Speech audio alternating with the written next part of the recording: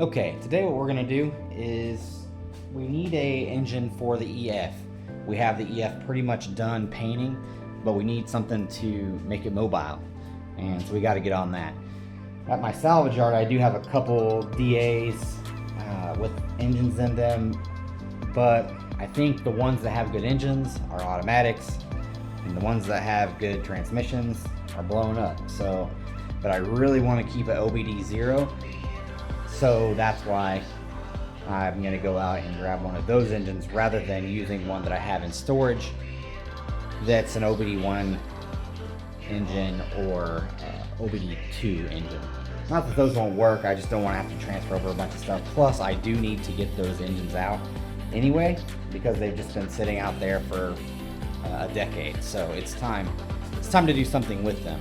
What we got to do in order to make that happen is we have to take all of our tools and all of our power tools, all of our battery operated tools, obviously the 10, the 12, the 14, the 17, and the 19. Always those go. And then what we'll do is take a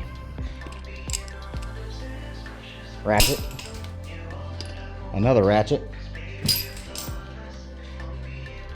We got to get a 1/2 inch 19, which I'm pretty sure is broken. Yep, it is. Good old Harbor Freight tools for the win. I'm gonna still use it though.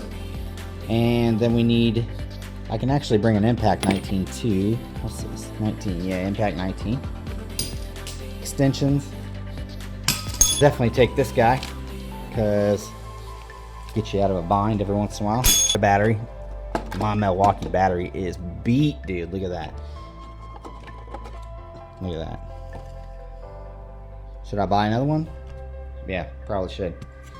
But I'm not going to because this one continues to work. So I'm going to keep using it. Flathead Anna Phillips head screwdriver.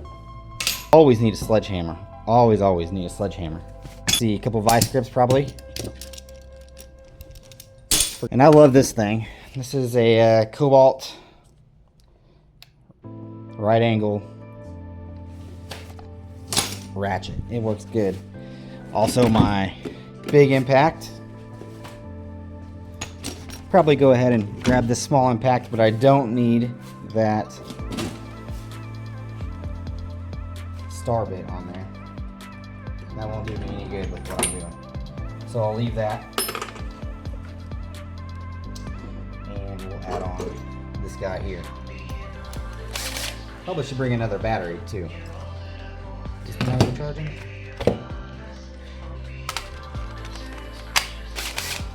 It does. Since you're cutting things out of a salvage yard, always got to bring the Sawzall and a couple batteries to get through whatever you're cutting. I know for a fact these cars have been hit in the front, or at least one of them has. So I'm going to have to cut a lot of the front end off of the car in order to get the engine out. You might think that a damaged car is a bad sign for an engine. It's not. Not in a salvage yard, man. If it's been hit, likely that's the reason it's there. Not saying that it's always the reason that it's there, but most of the time that's the reason it's there. You can always do a compression test in a car as long as you can get a battery in it and start it and see if the engine's good, or you can take the oil pan off and see if there's any shavings in there too. Done that a number of times. But typically, a car that's been hit is a good sign for an engine.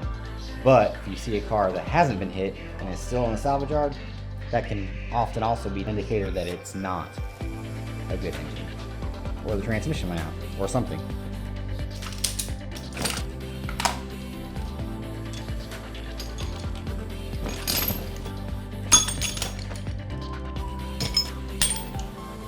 Don't forget your 32 millimeter for axle nuts. I'm going to add a 17, a 14, and a 21 millimeter there. I'm also going to take my air punch for the bitch pin because that makes it way faster and easier.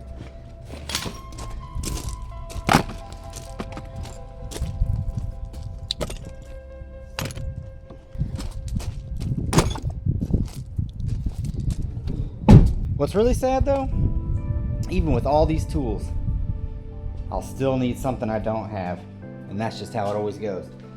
I have noticed though that if I take everything, even the stuff that I don't think that I'll need, then it goes a lot smoother. At the salvage yard, there is a lot of tools there in case I do get in a bind or need something that I don't have, but it's all my brother's stuff and it's really hard to find. So I'm sure he knows where it all is, but for somebody who doesn't use it every day, it's very difficult to find. So let's go on out there and I'll set you up on a time lapse and I'll show you what we're working with.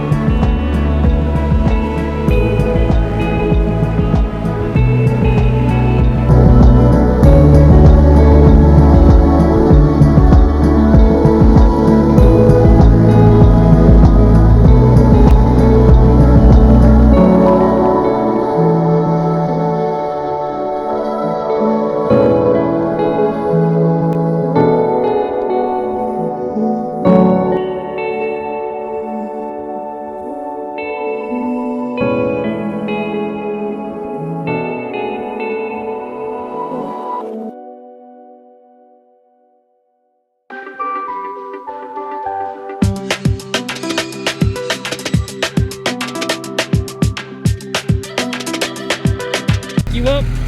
Nope, I don't do that shit. Stop it. Stop it. I don't like frogs and you know that. Get the away from me. Get away. Hate frogs with a passion. Rhen, don't be like that. It's too late. It's too late. I don't like frogs. We're not off to a good start. Here I thought we were friends. It's hot. It's very hot. Very hot. Very, very hot. Would you say it's over 95 degrees today? I would say it's hot. I have no idea. You're going by my Hold on, I can say it. you're going by my watch, it's 75. I'm gonna call bullshit. I don't sweat under this.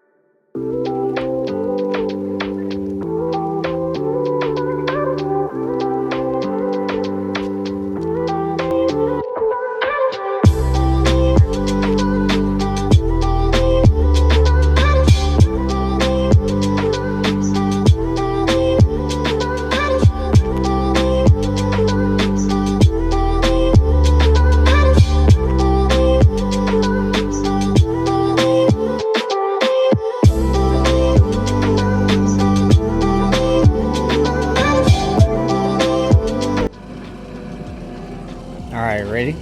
More ready.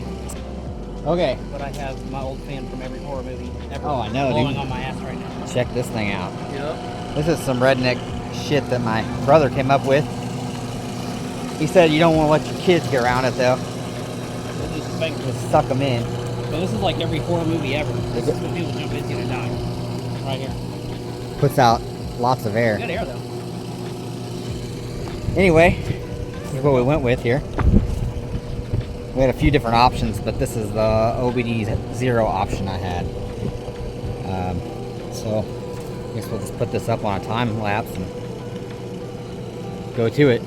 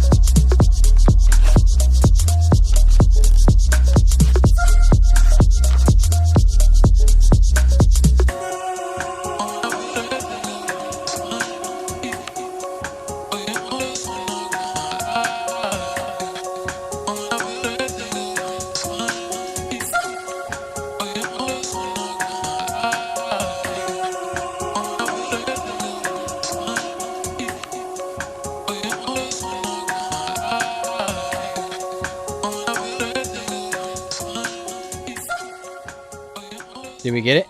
We got it. All done. Did we go through the top or bottom? Oh, top. Always the top. First time, every time. Yeah, we got it. It's dirty, but it's all here. Dirty girl. Very dirty. Very dirty. Yeah, we went through the top.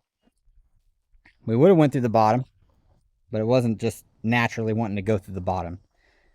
So we went through the top. T-bracket. Yeah, that T-bracket. If you were to take the T-bracket off, no problem. It'd drop right through the bottom. Plenty of room. Right? Right. And we had that thing, which was nice. Oh, yeah. Rhen's a heavy equipment operator. Just heavy. Just a Need heavy. to work out. You know? Yeah. Yep. Anyway, so we'll get it home now and wash it up and Yep. get some mounts.